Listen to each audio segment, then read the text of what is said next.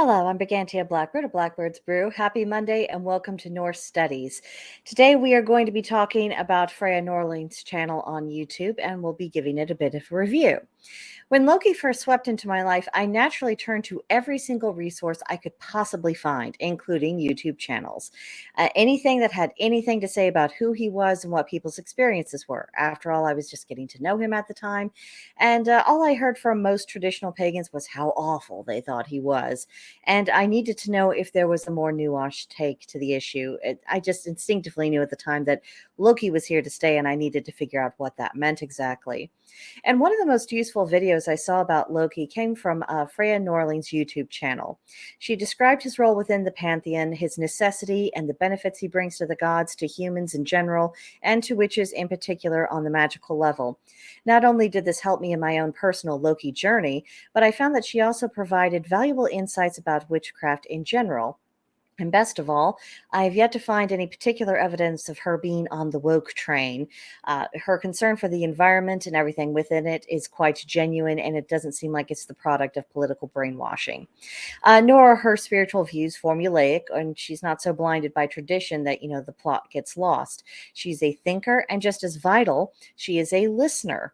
Her approach to the land and all of its spirits, it isn't some kind of academic intellectual exercise.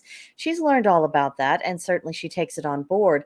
But she has learned when you need to put the books down and just listen to what the land is telling her.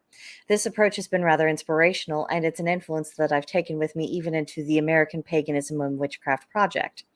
Now I'm going to share two examples of Freyja Norling's philosophy in this video. The first has to do with the thinning of the veil.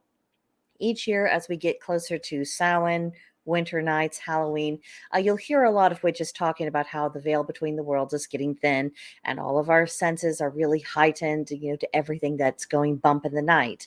It's the reason why, we're a little bit more energized and excited. But Freyja Norling has a somewhat different perspective on that. She's talked about how it's actually nature itself that is growing thin. The plants are dying off, animals are going into a period of hibernation, and therefore it is the energy of nature itself that is becoming dormant. And the result is that there are fewer distractions from unseen energies. It's a bit like the difference between, you're listening to an orchestra, all the instruments are playing all at once, and then it stops and you hear just one instrument play. That one instrument feels clearer to your ear, even if that instrument had been playing all along at pretty much the same volume. But because it's on its own and not competing with your attention for the rest of the orchestra, it feels louder and more prominent to you. And before her video, I had never really thought about it from that perspective, and it really does make a lot of sense. It's an observation that I've sat with and I've meditated on.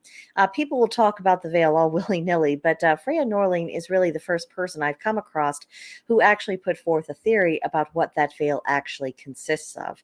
And I think that's worth contemplation for a myriad of reasons. Now, the second example of her train of thought has to do with the perennial issue about whether or not to cast a circle. Freyja Norling expressed a preference not to draw energy to her and then release it for a purpose, but instead advocates for plugging into the earth, asking for aid, and sending out magical intention in that manner. And this is an interesting idea because it makes you think about the mechanics of the magical process. When you are casting a circle for the purpose of spell work, what you're doing is building up a charge within a confined energy field, and then you release it. Whereas if someone is plugging in, what's happening is that the roots that they visualize for grounding meditations, those same kind of roots are sinking into the earth. They are tapping into natural pathways that conduct energy, a bit like when you plug a lamp into the wall and then drawing energy from the electrical system. When you are plugging in like that, it is possible to take the energy in, like the lamp that lights up, but it's also possible to send energy out, programming it to build up its strength through the natural magical pathways until it reaches its destination for its assigned work. Now, both of these techniques are effective. They work. And I honestly believe that there is a place for both depending upon what the situation is. And it isn't a question of only choosing one or the other and only doing that all the time. And it's good to have reminders that we have options for magical workings. And there's always more than one way to get a job done. Now, if you're looking for someone who wants to talk about Norse style witchcraft specifically, or you just like another perspective on witchcraft in a more general sense, I can highly recommend Freyja Norling. There's a link to her in my YouTube description box, so by all means, check her out and see what you think of her. In the meantime, I think that's what I've got to say for that right now. Be sure to join us on Gilded. There's a link also in the description box, as well as links to various content creators who do they do all sorts of things on various subjects. Some are very pagan specific, some are a little bit more recreational. Either way, they are pagan content creators, well worthy of your support. So I hope you will check them out as well. But I think that will do it for now, and I will see you next time. Bye.